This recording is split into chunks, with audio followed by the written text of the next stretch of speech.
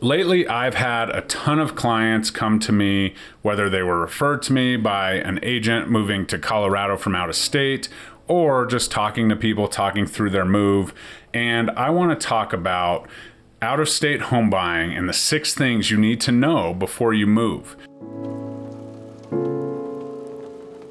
As a real estate agent, boots on the ground, I can provide so much value to you if you're moving into my territory.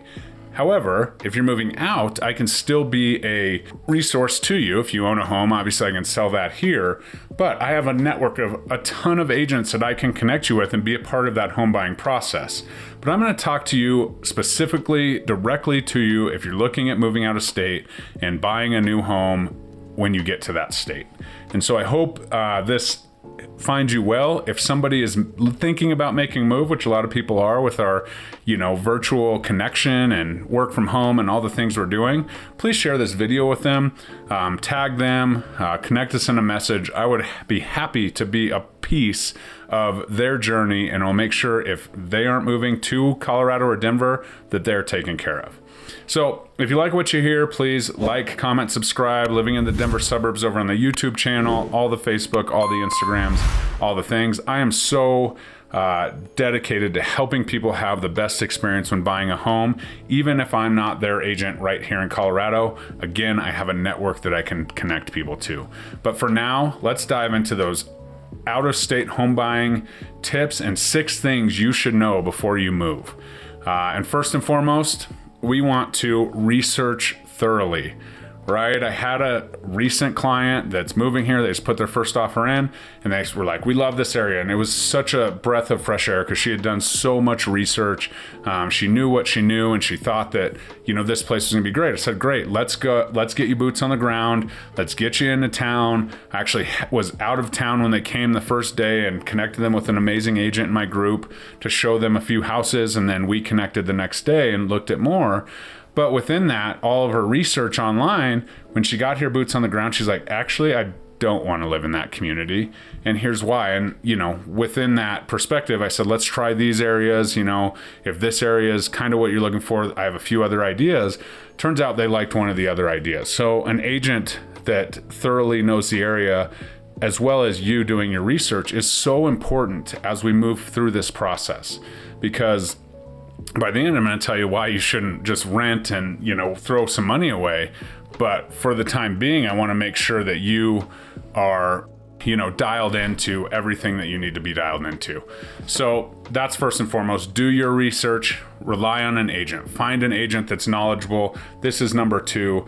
The agent matters, right? As a native to Denver and having a vast network of 3,500 agents who, I connect with weekly within my group, and the 90,000 other agents that we connect with globally within my brokerage, I can absolutely find you a great fit when you are looking to buy or sell in any place that you can imagine. So that is first and foremost. Find somebody that's knowledgeable and understands, but the agent needs to also listen, right? They need to listen to you. They need to be that, because they are going to be boots on the ground. Possibly if you're making a move where you have things going on in one state and have to finish those up and tie up those loose ends, that's going to require boots on the ground for you there. So you need boots on the ground that will listen and understand here. And I would highly suggest going to, scout and do a tour before you go completely virtual. I have had clients that have viewed properties from China and bought a house. That's a whole different story. But if you are looking to relocate somewhere, make sure that you go there physically. Check out the areas. Don't just zero in on one.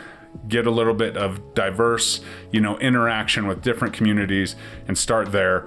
Then your knowledgeable real estate agent, who you connect with while you're here, boots on the ground, can take all of that information in, make sure they're not brand new, make sure they understand a lot of things, because the truth is that we need to be tech savvy. And that's number 3. Find an agent that's tech savvy, familiarize yourself with the tech that might be used so that we can really dial in the exact, things you want.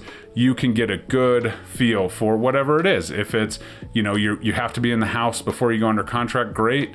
Let's get you in the houses, but then maybe the inspection is virtual. So make sure you're dialing in those tools, but it's important to know that that agent on the other end is also tech savvy and taking care of you, because if they don't have tech and they don't utilize that, that's obviously a problem. And so familiarize yourself with how that's going to look.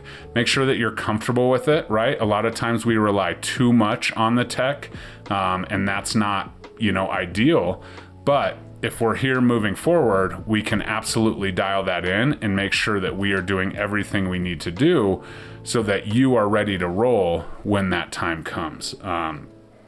So that's, the first 3 of the 6. Now, there's a lot of other things that go into this process. And within that relationship, as we go, down the road, we need to make sure that we are defining our must-haves. Let's not get the excitement and the stress and all the things to let us slip the must-haves and the non-negotiables. This is a more basic, house hunting kind of idea and thought, but make sure that we don't let that slip, because once you have an idea of areas, boots on the ground, then you have your agent that you trust that's going to absolutely crush it for you, that understands tech, and you understand how they're going to communicate with you if, for instance, you can't be at an inspection or something. Once we have those things, now let's take it back and go back to the basics and make sure that we're having a similar home buying process than as we would if we weren't relocating to a new area. And so sometimes that gets lost in translation. I know that seems very basic, but make sure we're dialing that in. And then utilize tech to your advantage. And I've actually created a GPT, and I will create a GPT for you. Any state that you move to or town, I can create this for you. It'll be a little more dynamic if you're moving to Denver and I'm your agent, because I'll have vendors and things to plug into this.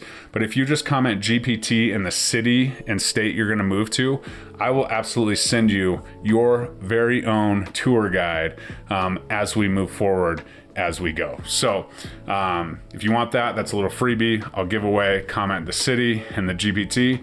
And if you're maybe in a city and you need to know where to go to dinner and you struggle with that with your spouse, I'll send you that too. You don't have to be moving out of state or into state for you to have that tool that I created, which is super cool. And then the next thing is avoid renting as a short-term fix. Relocating is extremely expensive, and I want you to, be able to make an informed decision. There are resources, as I've discussed in this, and as I, create as a real estate agent, for you to really take your time and find that specific spot that's going to work for you. I know it sounds great, but throwing away $50,000 in rent only makes the move more expensive, right? And regardless, if you're moving into a place and you're going to rent it, you're going to live there anyway. So make sure that you're working on these communities, you're doing your research, you're asking the agent, about different places that might fit your, wants and needs based on your non-negotiables and all of that. And really focus in and understand that if you're renting, you're just going to throw away that money. 6-month lease, a 12-month lease, you can do this, and throwing away that money only makes it more expensive.